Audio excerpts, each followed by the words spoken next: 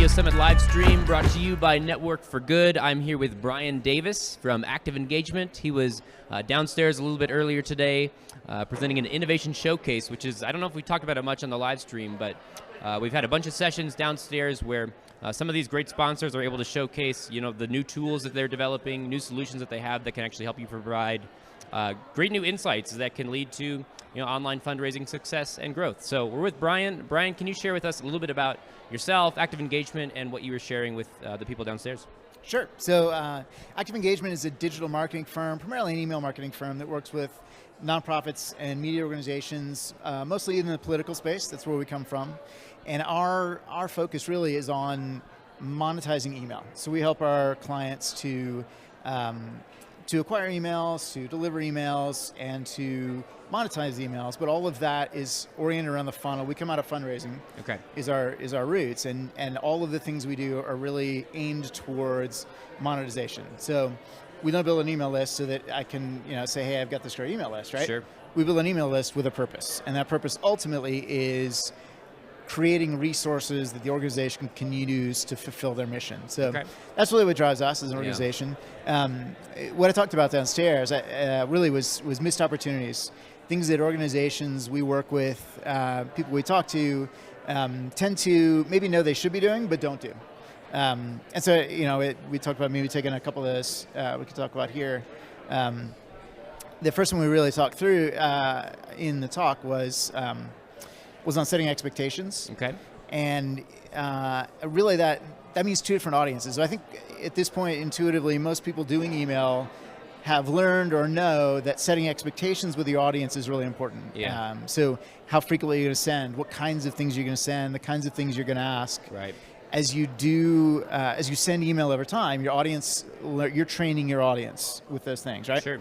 The expectations that people don't really think about, there's a whole different audience that I would argue is actually more important than the people actually on your list. And that's the ISPs who stand between you and that audience. Oh, interesting. Yeah, we don't think about that one. We really don't think about that, right? So if you're gonna actually get emailed into someone's inbox so they have an opportunity to engage with it, you have to set expectations with the ISPs, with Google, with Comcast, with AOL, so that they think this is email that deserves to be delivered. So that means sending volume. It means sending frequency. They really don't like surprises.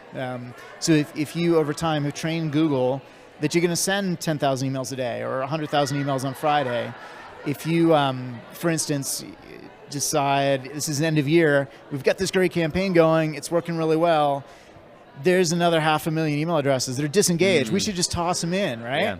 This is a really good chance. The problem is now you've broken your expectations with the ISPs. Google says, hey, we're not used to seeing this much mail. And they start backing off. They start throttling your sends, not delivering your mail, and they do a bit of a wait and see. Like this change in volume I don't like. I don't like surprises. How do you approach that problem? Because I thought it was an uncommon story, but I've heard it many, many times of, hey, I just found 100,000 email addresses that we haven't talked to in 3 or 4 years, but we could send to them for this year-end campaign. Exactly, and we hear that a lot, and we see it. I mean, the problem is if you do that, it will affect the deliverability of everything else. You actually destroy your ability to deliver the good emails too, and it can take weeks or months to recover. The answer to that is you really should be starting 6 months earlier. And slowly working that group through. So there are two great ways to do re-engagement, and we do both with our customers. One is to, every time you hit send, include some of your disengaged people. So if you take 5% of the volume of your really good engaged emails, that's going to cover, the good emails are going to cover some disengaged, right? So every send, take some of those disengaged, throw them into that pot, and then track the performance of that segment. You're going to be then re-engaging people every time. The other way you do it is you take that large pool and you develop a re-engagement series of some kind and just start trickling it out. So we'll send, depending on the quality of your domain, your reputation, on the size of your list, we might set up a program where every day 2,000 emails go out or 5,000 emails go out, and it can go for months. You just keep working through that and using data to drive who you're selecting and how often you're trying it, and you keep going till the results stop. But as long as you've got a metric, this is what performance should be. If I'm seeing 3 or 4% of those open in a day. Yeah. All right, that's great. We keep rolling, and if that falls off, it gets better. I mean, you can track that over time. But if you start that 6 months earlier, then when it comes time for the end of your campaign, you've already done that work. Yeah, they're already back in and the cycle a re-engaged. little bit. Yeah, that makes sense. I'm sure that way allows you to almost like probably test some messaging to those people as well as you're kind of sending out iteratively rather than just one big shot, hoping it works, praying you get results, and then it bombs. Yeah, you avoid the damage to your reputation and your ability to inbox. You get time to adjust the messaging over time, to see how they're performing, kind of tweak your requirements. Sure. You do know something about these people, right? Yeah. How have they historically performed? Were they donors? Are they donors? Right. So you can use that to drive those decisions over time, too. Super interesting, super helpful. Anything else that you covered in your talk this morning? Yeah, so actually that dovetailed through, one of the larger points was on engagement. A conversation we used to have very frequently, and thankfully have less these days, is that we have 500,000 people on our email list. We're awesome, but only 3% open every time we send. Like, can you help us fix that? And the answer is, you don't have 500,000 people on your list. You might have 50,000 people on your list, right? Yeah. It's that getting somebody used to the idea that you don't have the list you think you have. Right. The engagement conversation we have a lot less frequently than we used to. Sure. And the two sides of that are, yes, you need to kill those names. You need to take them out of your list. You don't actually have them. But you need to be acquiring more names. And this is a great source. We already know they're good names, right? Yeah. So do acquisition of the names you already have, the re-engagement. The last point we really talked about is acquisition. Because the one... I say that there's three real inevitables of life. There's death, there's taxes, and there's attrition from your email list. Right? So every time you hit send, the only thing I can guarantee is going to happen is you're going to lose people. Right? You're going to have bounces, you're going to have unsubscribes, you're going to have complaints.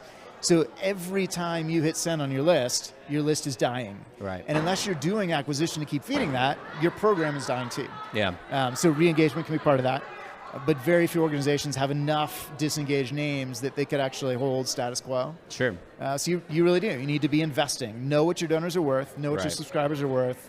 What are the KPIs around lifetime value? Yeah. And keep invest that money. Build that list over time. If you're not doing acquisition, you're basically giving up on the long-term success of your program. Yeah. No, that makes sense. It makes sense. One last question for you. Yeah. So, if I have email list of 100,000 people. Yep. And I suddenly find out, because I haven't looked at my data in a long time, but I decide tomorrow that I'm going to look at it and realize that 50% of my email file hasn't opened in the past year. How do I go explain to my boss that we just lost 50% of our email file? Heaven help you. Yeah, I mean that's a hard conversation to have. It's a hard conversation we've had many times. Yeah. But the real, if you want to spin that, if you want to market that, I mean, really the argument is, we have this list. I spend a certain amount to deliver that 100,000 names, and 4% are opening, right? So that sending that file means it's hurting the inboxing of the good names. Yeah. It means I'm spending more than I should be. By cutting that down, if it's 50,000 that have opened in the last 3 months, cut it down, run that for a little while. You're improving your reputation. You're improving your ability to inbox. Those 50,000 have a chance to become more engaged. Yeah. And then you can start bringing those back in. But if you're sending 50,000, you're sending half as many, and you're getting maybe a 30 or 40% open rate, now you've got a whole different set of metrics around your email file, right? Yeah. So it's actually generating more revenue with less spends, because you're mailing less names. Well, that makes sense. And then over time, once you fixed the problem that you created by doing that, you can start bringing those people back in. Sure.